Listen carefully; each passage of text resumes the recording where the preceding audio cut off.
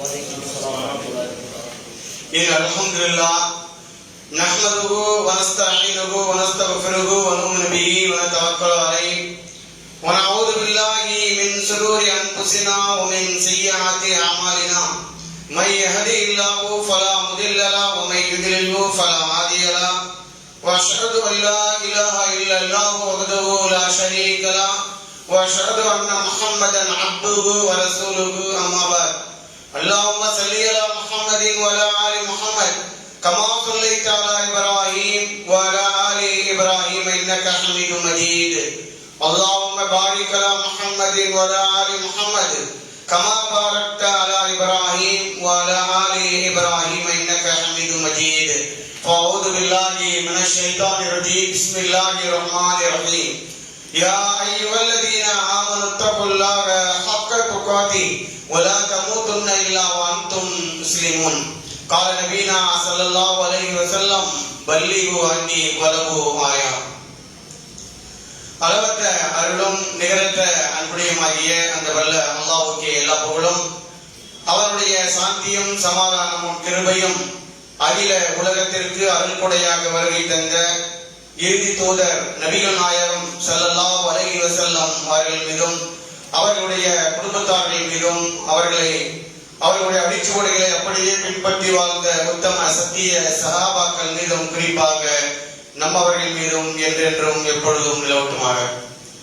அன்பிற்கினிய சகோதர சகோதரிகளே, அல்லாஹ்வுடைய மாபெரும் கிருபையால் புனித ரமலான் மாதத்திலே நோன்பு நோற்றவர்களாக, இரவில் நின்று வணங்கக்கூடியவர்களாகவும், அதிகமாக அவனுடைய வேதமாகிய திருக்குரானை ஓதக்கூடியவர்களாகவும், இன்ன பிற நற்கர்மங்களையும் தான தர்மங்களையும் அல்லாஹ்விடத்திலே பாவ மன்னிப்புகளையும் கேட்கக்கூடியவர்களாக இந்த ரமலான் மாதத்தை நாம் கழித்துக் கொண்டிருக்கின்றோம்.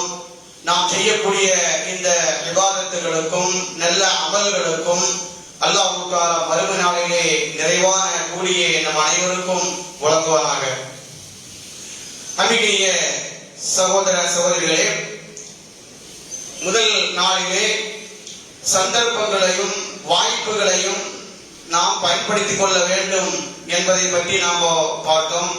நேற்றைய தினத்தில் இன்ஷா அல்லாஹ் என்றால் என்ன, அது எப்படியெல்லாம் சொல்ல வேண்டும் என்பதை பற்றி நாம் பார்த்தோம். இன்ஷா அல்லாஹ் இன்று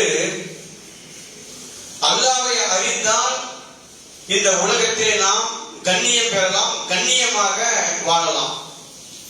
அந்த அடிப்படையிலே அல்லாஹ்வுடைய அழகிய பெயர்களில் ஒரு பெயரினுடைய விளக்கத்தை பற்றி நாம் தெரிந்து கொள்ள போகின்றோம்.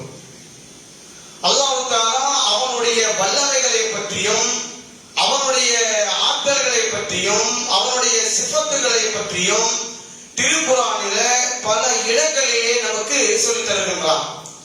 அந்த அடிப்படையிலே அல்லாஹ்வுடைய அழகிய பெயர்களை கொண்டு அவனுடைய வல்லமைகளை பற்றி நமக்கு சொல்லித் தருகிறான்.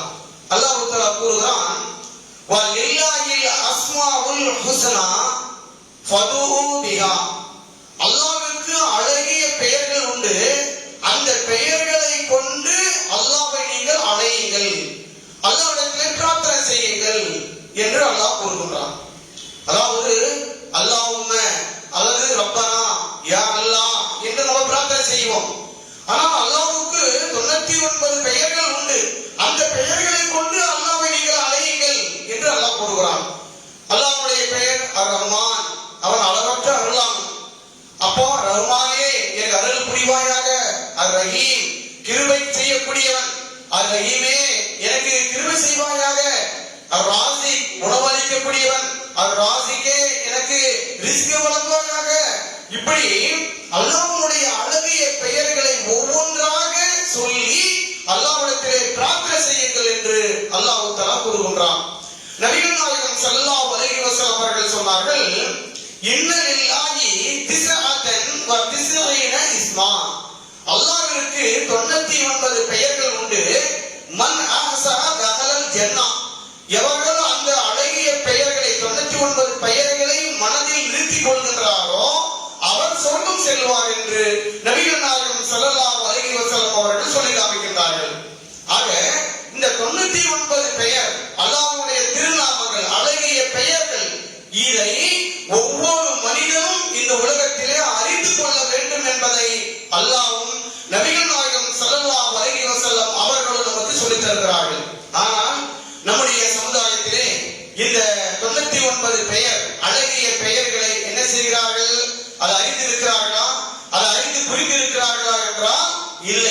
அந்த பெயர்களை ஒரு அட்டையிலே எழுதி அல்லது தல்சுமாத் என்று சொல்லக்கூடிய தகடுகளிலே எழுதி வீட்டுக்கு முன்னால அல்லது வீடுகளிலே அதை மாட்டி தொங்க விடுகிறார்கள். இந்த 99 அழகிய அஸ்மாவுல் ஹுஸ்னா என்று சொல்லக்கூடிய அழகிய பெயர்களை வீட்டிலே அந்த அட்டையிலே எழுதி தொங்க விட்டால் உள்ளே சைத்தான் வரமாட்டான் அல்லது நமக்கு நல்லது நடக்கும் என்ற அடிப்படையிலே அந்த பெயர்களை தொங்க விடுகிறார்கள் சமுதாயத்தில். கடைகளிலே பார்க்கும் பொழுது அந்த 99 அஸ்மாவுல் ஹுஸ்னா என்று சொல்லக்கூடிய 99 பெயர்களை தகடிலே எழுதி கடையிலே தொங்க விடுகிறார்கள். அங்கே தொங்க வைத்து விட்டால் பரக்கத்து கிடைக்கும், நிறைய லாபங்கள் கிடைக்கும். இப்படி ஒரு சடங்காக ஏதோ ஒரு நன்மை கிடைக்கும், ஒரு நன்மைக்காக வேண்டி நல்லது நடக்கும் என்பதற்காக அல்லாஹ்வுடைய திருநாமங்களை எழுதி தொங்க விடுகின்ற காட்சியை நாம் பார்க்கிறோம். அல்லாஹ் அதுதான் கொடுத்திருக்கிறான். அதை பரக்கத்தை தேட வேண்டும் என்பதற்காக வேண்டி அந்த பெயர்களை அல்லாஹ் வழங்கியிருக்கிறான் என்றால் கிடையாது. ஒவ்வொரு பெயரையும் நீங்கள் புரிந்து கொள்ள வேண்டும், அறிந்து கொள்ள வேண்டும். அல்லாஹ்வை அறிந்து இந்த உலகத்திலே வாழும் பொழுதுதான் நீங்கள் கண்ணியமாக இந்த உலகத்திலே வாழலாம் என்பதை அல்லாஹ் நமக்கு சொல்லித் தருகிறான். நபிகள் நாயகம் ஸல்லல்லாஹு அலைஹி வஸல்லம் அவர்களுக்கு அல்லாஹ் கட்டளையிடுகிறான், ஃபஅலம் அன்னஹு லா இலாஹ இல்லல்லாஹ். நபியே, நீங்கள் வணக்கத்திற்குரியவன் அல்லாஹ்வை தவிர வேறு யாரும் இல்லை என்று முதலில் நீங்கள் அறிந்து கொள்ளுங்கள் என்று நபிகள் நாயகம் ஸல்லல்லாஹு அலைஹி வஸல்லம் அவர்களுக்கு மூலமாக சொல்வதன் மூலமாக நமக்கு அல்லாஹ் சொல்றான். முதல்ல ஒரு முஸ்லிம் அல்லாஹ்வை பற்றி அறியணும்.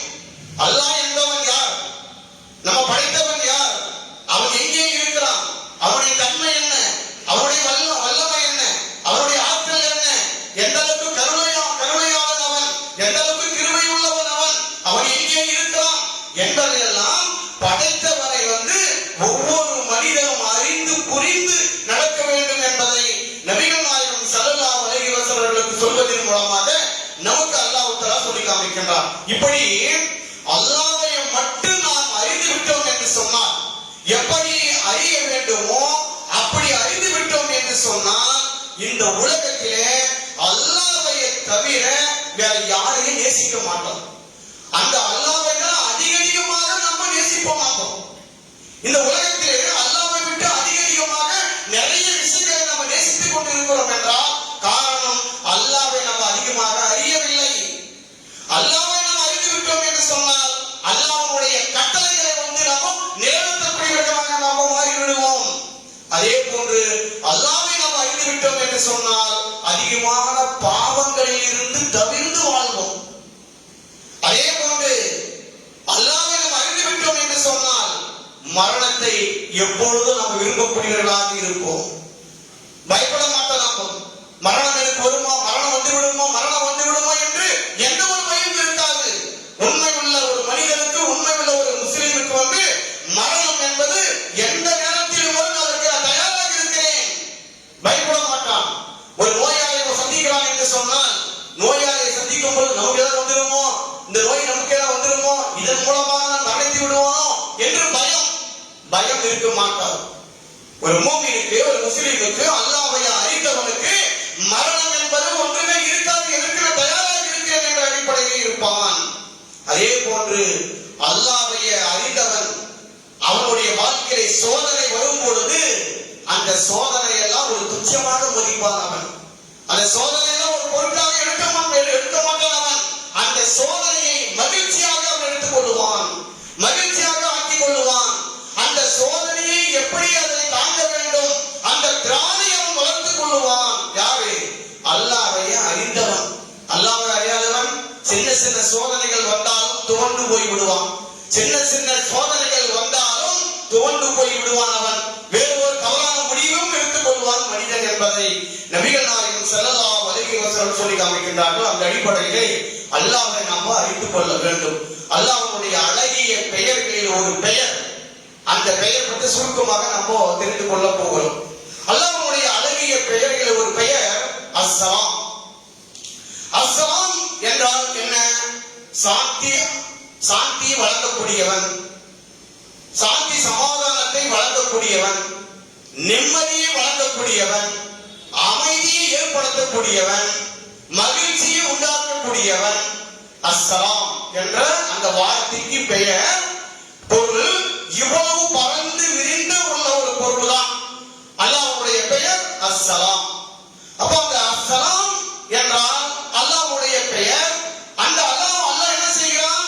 இந்த உலகத்தில் இருக்கிற அத்தனை மனிதர்களுக்கு சாந்தி சமாதானத்தை அவன் ஏற்படுத்துகிறான், நிம்மதியை ஏற்படுத்துகிறான், மகிழ்ச்சியை அவன் ஏற்படுத்துகிறான் என்பதை அல்லாஹ் தஆலா திருமறையிலே நமக்கு சொல்லித் தருகின்றான்.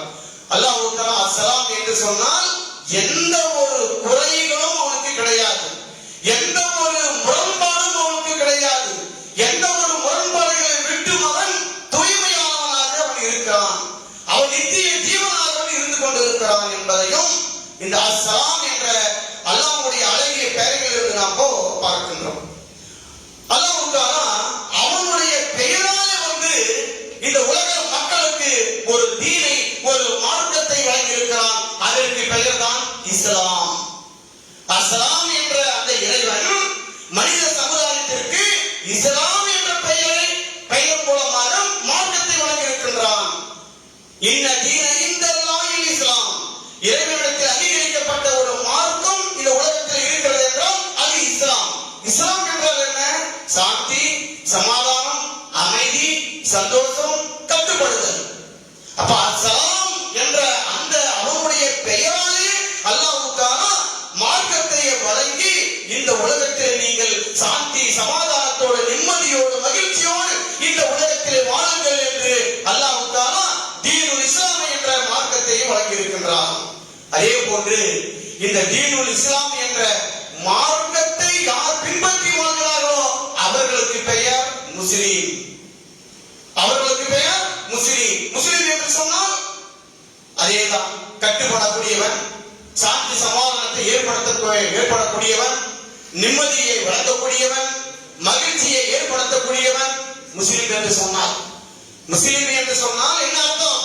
சாந்தி சமாதானத்தை ஏற்படுத்தக்கூடியவன், நிம்மதியை ஏற்படுத்தக்கூடியவன், மக்களுக்கு மத்தியிலே அமைதியை ஏற்படுத்தக்கூடியவன், இவனுக்கு பெயர் தான் முஸ்லிம். முஸ்லிம் என்று சொன்னால் அவன் மக்கள் எல்லாம் பயந்து நடுங்கி ஓட வேண்டும் என்ற அடிப்படையிலே ஒரு முஸ்லிம் இருக்கக்கூடாது. முஸ்லிம் என்று சொன்னால் மிகப்பெரிய ஒரு தாடி, நெஞ்சு அளவுக்கு தாடியை வளர்த்துக் கொண்டு, தலப்பாவையை கட்டி கொண்டு, கண்ணுக்கு சுருமாயை போட்டுக் கொண்டு அப்படியே நடந்து சென்றால் மக்கள் எல்லாம் பார்த்து நடுங்க வேண்டும் என்பதற்கு பெயர் முஸ்லிம் கிடையாது.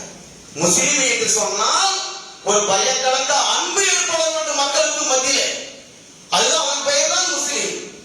முஸ்லிம் என்று சொன்னால் அவன் சாந்தி சமாதானத்தை ஏற்படுத்தக்கூடியவன் என்பதை நபிகள் நாயகம் ஸல்லல்லாஹு அலைஹி வஸல்லம் சொல்லி காமிக்கும் பொழுது, முஸ்லிம் என்பவர் யார் என்று சொன்னால் இந்த உலகத்திலே எந்த ஒரு மனிதர்களுக்கும் தீங்கு இழைக்காதவன், கொடுமைகளை புரியாதவன் தான் உண்மை உள்ள முஸ்லிம் என்பதை நபிகள் நாயகம் ஸல்லல்லாஹு அலைஹி வஸல்லம் சொல்லி காமிக்கின்றார்கள். தனது நாவினாலும் தனது கைகளாலும் பிறருக்கு தீங்கு இழைக்காமல் இருக்கிறானே அவன் தான் முஸ்லிம். அப்போ வெறுமனே நான் ஒரு முஸ்லிம் என்று சொல்வதால் மாத்திரம் ஒரு முஸ்லிமா இருக்க முடியாது. தன்னுடைய கரங்களால் யாருக்கு எந்த ஒரு தொந்தரவு இழைக்க மாட்டான், தன்னுடைய நாவினால் யாருக்கும் எந்த ஒரு கேவலத்தை விளைவிக்க மாட்டான், அவன் புறம் பேச மாட்டான், அவதூறு பேச மாட்டான், பழிய போட மாட்டான், கேவலமாக திட்ட மாட்டான். இதான் முஸ்லிம் என்று பெயர். இவன் தான் முஸ்லிம் என்பதை நபிகள் நாயகம் ஸல்லல்லாஹு அலைஹி வஸல்லம் சொல்லி காமிக்கின்றார். ஆக அல்லாஹ்வுடைய அழகிய பெயர்கள் ஒரு பெயர் அஸ்ஸலாம். அந்த அஸ்ஸலாமுடைய பெயரால் இஸ்லாம் என்ற மார்க்கத்தை வழங்கி இருக்கிறான். அந்த இஸ்லாம் என்ற மார்க்கத்தை பின்பற்றக்கூடியவர்களுக்கு பெயர் முஸ்லிம்.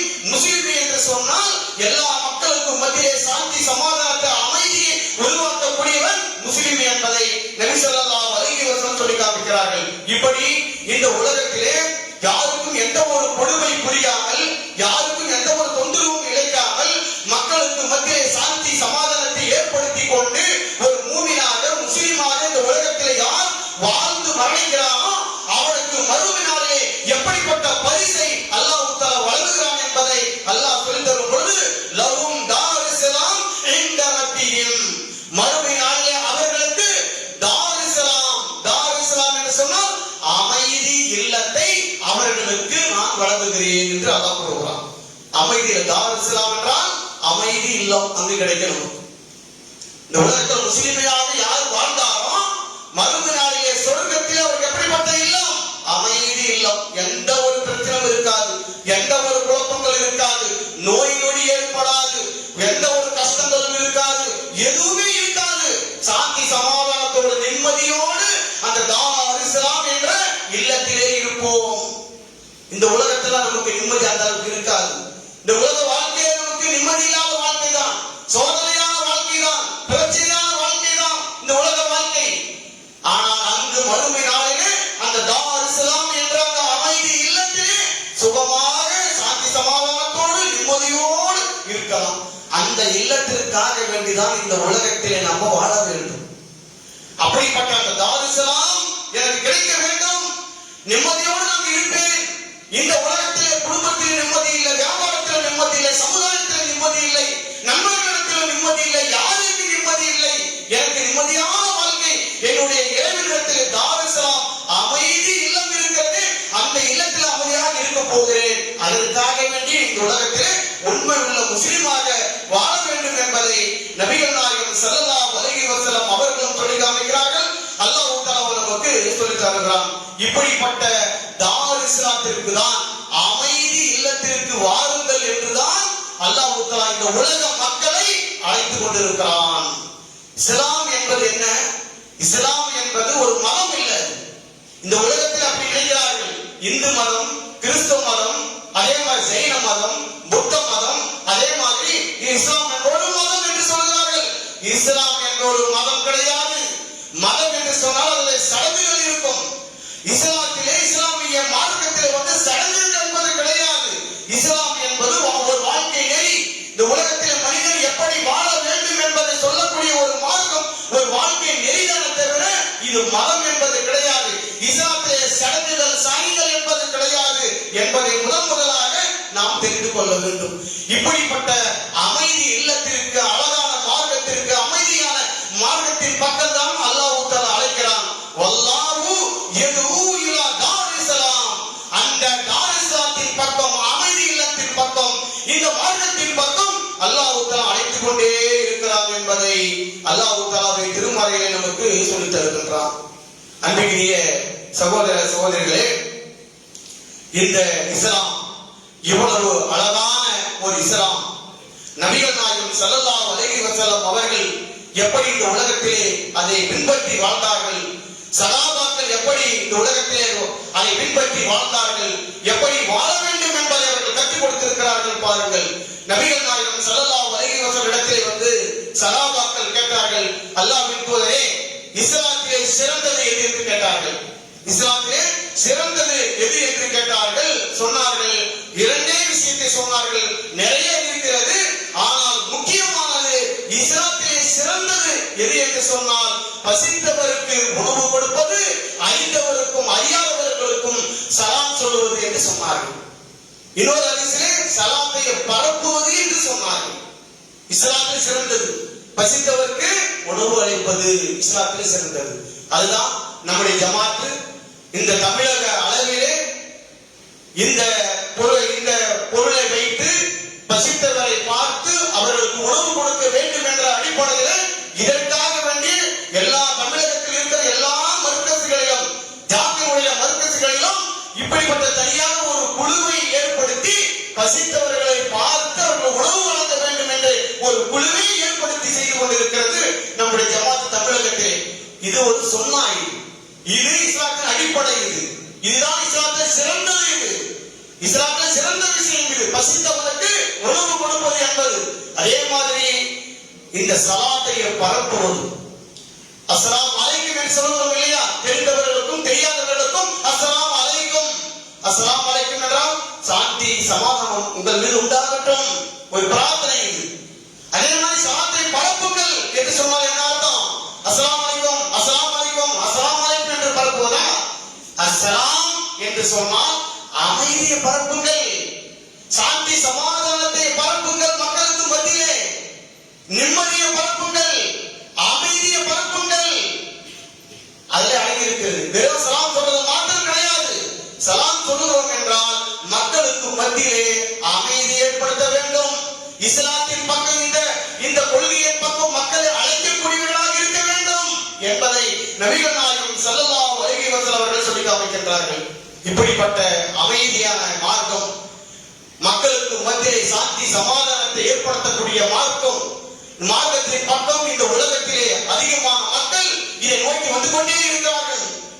பெரிய பெரிய மக்கள், பெரிய பெரிய எழுத்தாளர்கள், பெரிய பெரிய விஞ்ஞானிகள், சாம்பியர்கள் எல்லாம் இந்த தாருசலாம் இறைவனுடைய மார்க்கத்தின் பக்கம் அதிகமாக வந்து கொண்டிருக்கிறதை நாம் பார்த்து கொண்டிருக்கின்றோம்.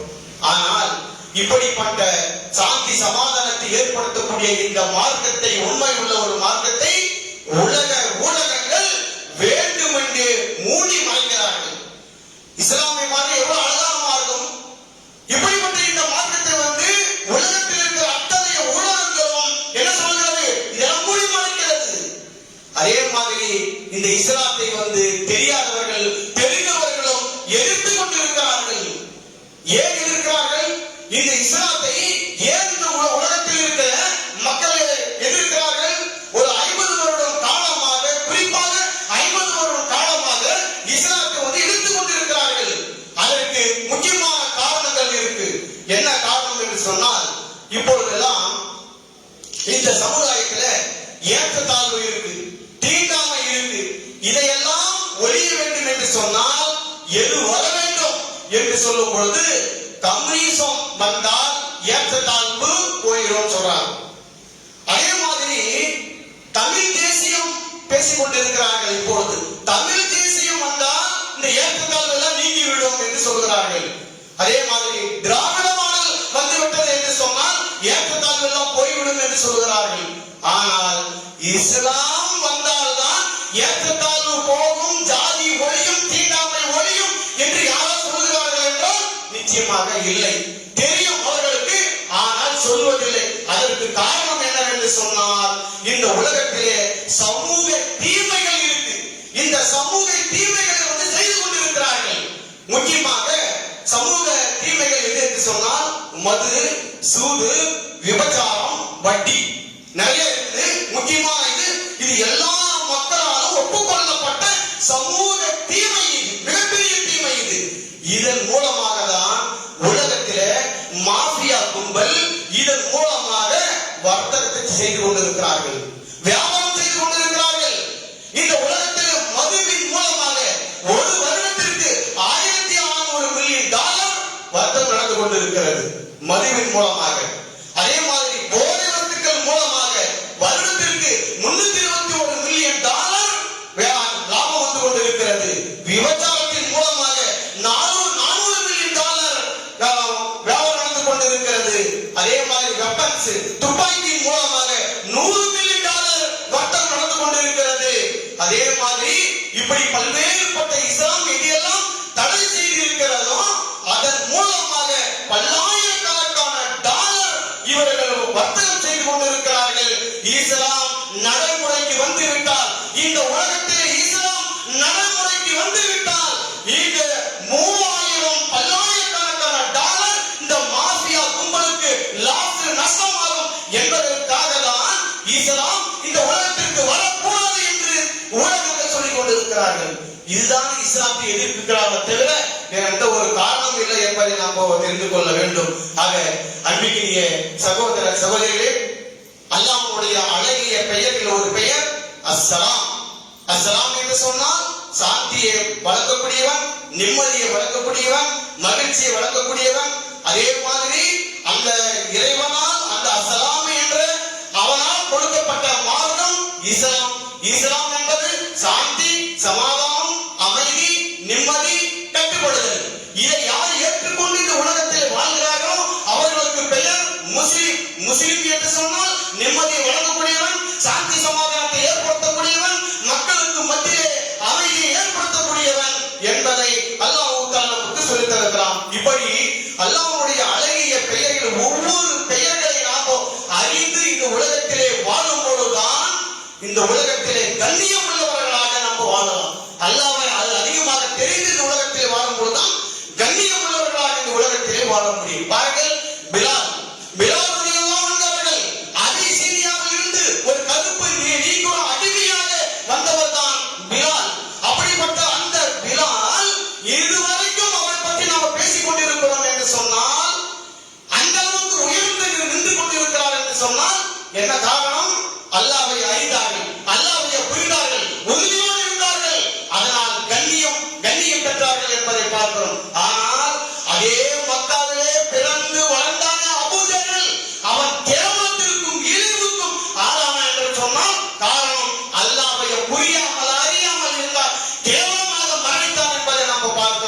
ரோம் நாட்டில் இருந்து சுஹைப் ரோம் நாட்டில் இருந்து சுஹைப் வந்தார். காபிராக தான் வந்தார் மக்காவிற்கு. இஸ்லாத்தை ஏற்றதின் காரணத்தால் சுஹைப் ரலியல்லாஹு அன்ஹு என்று புகழ்ந்து நாம் பேசுகிறோம் என்று சொன்னால் அவருக்காக வேண்டி அல்லாஹ் ஒரு வசனத்தை இறக்கி கண்ணியப்படுத்தினார் என்று சொன்னால் காரணம் அல்லாஹ்வை முழுமையாக அறிந்து உண்மையுள்ள முஸ்லிமாக அவர்கள் வாழ்ந்தார்கள். பாரசீக நாட்டில் இருந்து சல்மான் ஃபாரிஸ் ரலியல்லாஹு அன்ஹு அவர்கள் வருகை தந்தார்கள் மதீனாவிற்கு.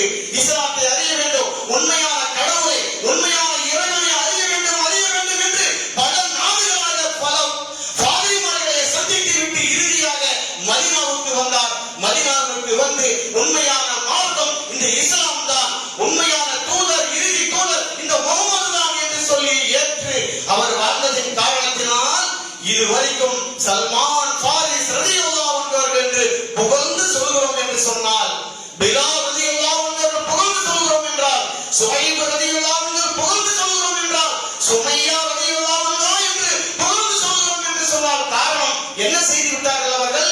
ஒன்றுமில்லை. இந்த உலகத்திலே அல்லாஹ்வை அறிந்து உறுதியோடு இருந்தார்கள். யாருக்கும் பயப்படாமல், ஆட்சி அதிகாரத்திற்கோ மனிதர்களுக்கோ தொழில் யாருக்கும் பயப்படாமல் அல்லாஹ்விடம் மட்டும் பயந்து அறிந்து இந்த உலகத்தில் வாழ்ந்ததன் காரணம்தான் கண்ணியம் பெற்றார்கள் என்பதை நாம் பார்க்கின்றோம். அந்த அடிப்படையில் நாம் இந்த உலகத்திலே எங்கிருந்தாலும் எப்படிப்பட்ட சூழல்கள் இருந்தாலும் அல்லாஹ்வை அறிந்து நம்ம படைத்த இறைவன் மட்டும் பயந்து அஞ்சி இந்த உலகத்திலே வாழும் பொழுதுதான் மறுமை நாளிலே வெற்றி அடையலாம். அப்படிப்பட்ட பாக்கியத்தை அனைவருக்கும் அல்லாஹ் தஆலா வழங்குவாராக. வாஹிர் தவானா அல்ஹம்துலில்லாஹி ரப்பில் ஆலமீன். சுப்ஹானக அல்லாஹும்ம வ பிஹம்திக அஷ்ஹது அல்லா இலாஹா இல்லா அன்த அஸ்தக்ஃபிருக வ அத்தூபு இலைக்.